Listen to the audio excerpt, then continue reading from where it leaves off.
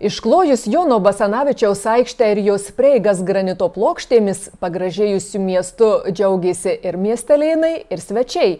Tačiau baigiantis rekonstrukcijos garantiniam laikui, akylesni marijampoliečiai pastebi statybininkų broką.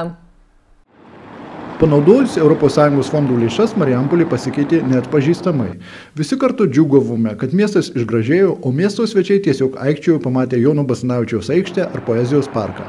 Todėl niekas nenorėjo girdėti vienišų bambeklių balsų, kad pasibaigus euro remontui netolimoje ateityje teks krapštyti savivaldybės biudžeto lėšas, atnaujintai infrastruktūrai išlaikyti, prižiūrėti bei remontuoti.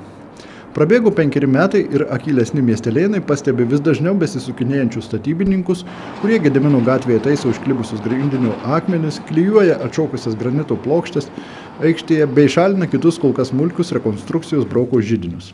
Galima tik spėlioti, kas kaltas, ar nekokybiškai atliktas darbas, ar statybinių medžiagų kokybė, o gal mūsų gamtos išbandymai. Aišku tik viena, kad statybos darbų rangovai artimiausiu laiku neprivalės dirbti nemokamai ir už kiekvieną euro remontą prašys atitinkamo atlyginimo. Vėlgi, kiekviena byranti, krentanti ar lūžtanti granitinė detalė nesutvarkyta laiku išjudina kitas. Todėl laukiant geresnių orų ar dar kažko, broko židinys nenumaldomai plečiasi.